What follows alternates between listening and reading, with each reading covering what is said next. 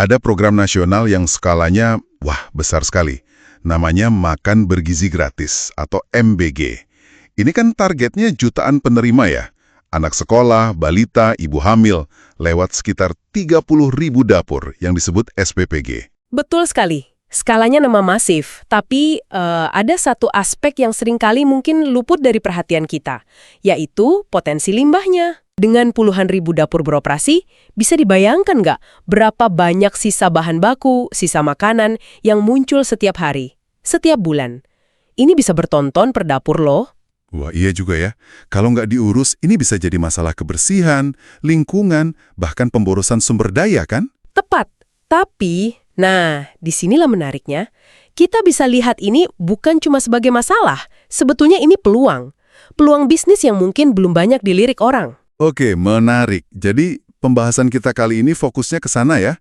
Mengubah limbah dapur SPPG ini jadi semacam peluang bisnis hijau. Persis.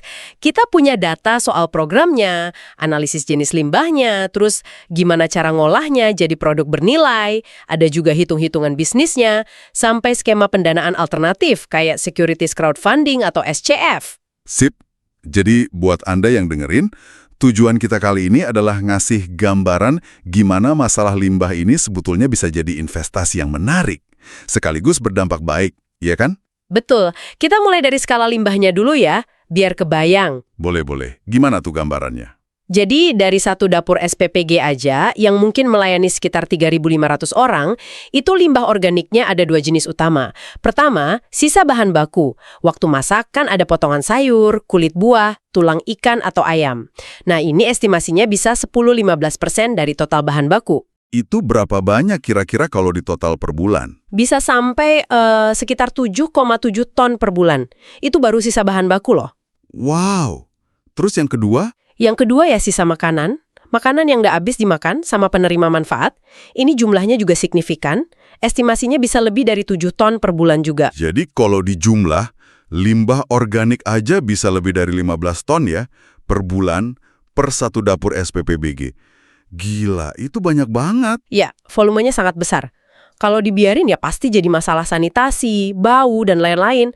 Tapi kalau kita lihat ini sebagai bahan baku baru, potensinya jadi beda. Nah, gimana caranya mengubah tumpukan 15 ton lebih ini jadi sesuatu yang menghasilkan uang? Ada beberapa cara sebetulnya.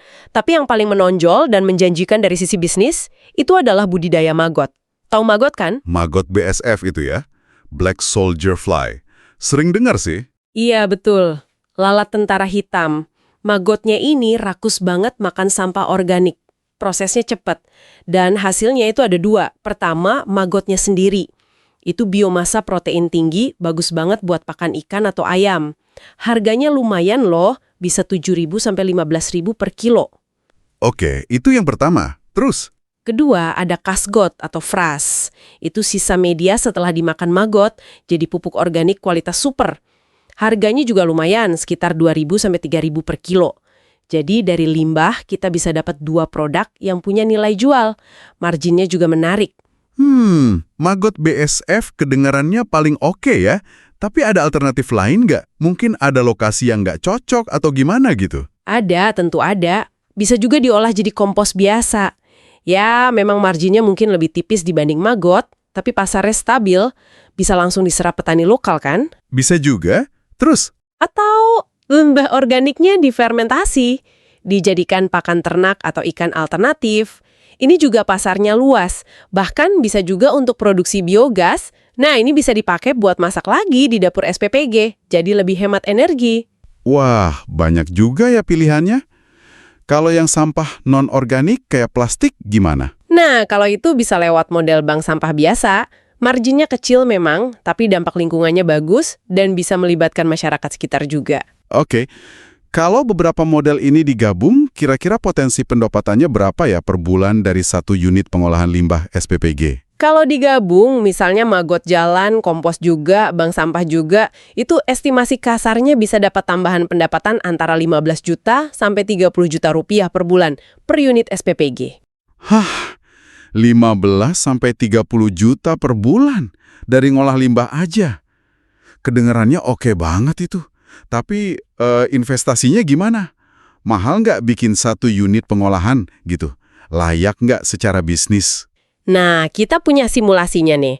Untuk bangun satu unit pengolahan limbah yang dedicated buat satu SPPG, investasi awalnya, CapEx-nya itu kira-kira 300 juta. 300 juta ya. Hasilnya? Hasilnya, laba bersih tahunannya diproyeksikan sekitar 76,8 juta rupiah. Kalau dihitung ROI-nya itu sekitar 25,6%.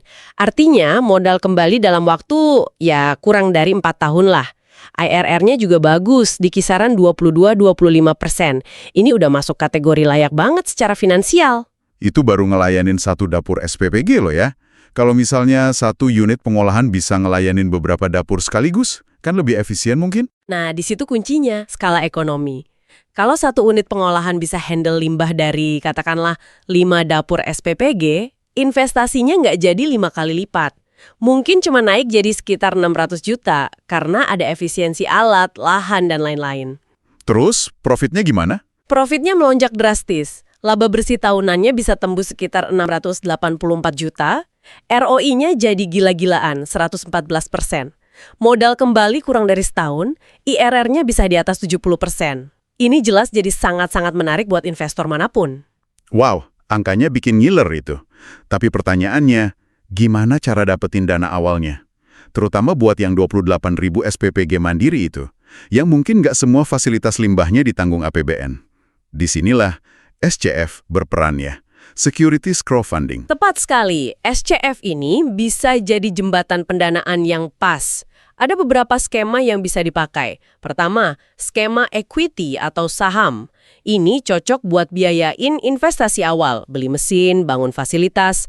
Investor nanti dapat bagian kepemilikan, dapat dividen kalau untung. Oke, itu buat modal awal. Kalau buat modal kerja gimana? Kayak beli bibit maggot, bayar operasional gitu. Nah, buat modal kerja atau buat bisnis yang arus kasnya udah kelihatan, kayak jualan pakan maggot, itu lebih cocok pakai skema efek berbasis utang atau sukuk, biasa disingkat EBUS. Investor ngasih pinjaman, nanti dapat imbal hasil tetap secara berkala. Tenornya bisa 1-2 tahun, bisa juga dikombinasikan keduanya, model hybrid. Yang menarik lagi nih, katanya potensi investornya itu bisa dari lingkungan terdekat SPPG itu sendiri ya, kayak orang tua murid atau petani setempat gitu. Betul sekali, ini uniknya SCF. Bisa banget menyasar investor lokal, orang tua siswa penerima MBG mungkin, atau petani dan peternak di sekitar situ yang nantinya bisa jadi pembeli pupuk atau pakan dari hasil olahan limbah. Bahkan mungkin diaspora desa yang ingin ikut bangun daerahnya, jadi sangat inklusif. Keren, jadi dampaknya nggak cuma cuan ya berarti? Jauh lebih luas dari itu. Secara ekonomi lokal, jelas ya ada pendapatan tambahan, ada lapangan kerja baru, petani peternak dapat input yang lebih murah. Lingkungannya juga pasti lebih bersih. Pasti, mengurangi sampah ke TPA, mengurangi potensi pencemaran, ini kan ekonomi sirkular banget. Terus, dari sisi sosial dan kesehatan, dapur SPPG jadi lebih bersih, higienis, ini kan penting buat keamanan pangan. Investor juga senang, dapat untung plus merasa berkontribusi. Secara nasional juga membantu ya? Iya, ini bisa jadi model kemitraan yang bagus, membantu pemerintah menyediakan fasilitas pengelolaan limbah, terutama untuk SPPG mandiri yang jumlahnya puluhan ribu itu. Oke, jadi kesimpulannya jelas banget ya. Limbah dari program super besar KMBJ ini jangan cuma dilihat sebagai masalah. Ini aset sebetulnya. Aset tersembunyi yang bisa diolah jadi bisnis yang jalan terus, menguntungkan, dan ramah lingkungan. Terutama lewat model kayak Maggot BSF tadi. Dan platform kayak SCF, baik itu lewat saham atau surat utang sukuk, itu membuka pintu lebar-lebar buat masyarakat luas, termasuk Anda mungkin, investor kecil di daerah, buat ikut terlibat dalam solusi ini, ikut bangun ekonomi daerahnya sendiri, sambil dapat potensi keuntungan. Nah, ini jadi bahan renungan menarik buat Anda di rumah. Mengingat skalanya yang puluhan ribu dapur SPPG mandiri, dan potensi limbahnya yang belasan ton per dapur per bulan, coba pikirkan, sebesar apa sebetulnya potensi ekonomi sirkular yang masih tidur di balik program-program sosial raksasa seperti MPG ini? Dan mungkinkah model bisnis pengelolaan limbah seperti ini direplikasi, atau bahkan jadi standar baru untuk memaksimalkan dampak ekonomi lokal secara mandiri di seluruh penjuru Indonesia?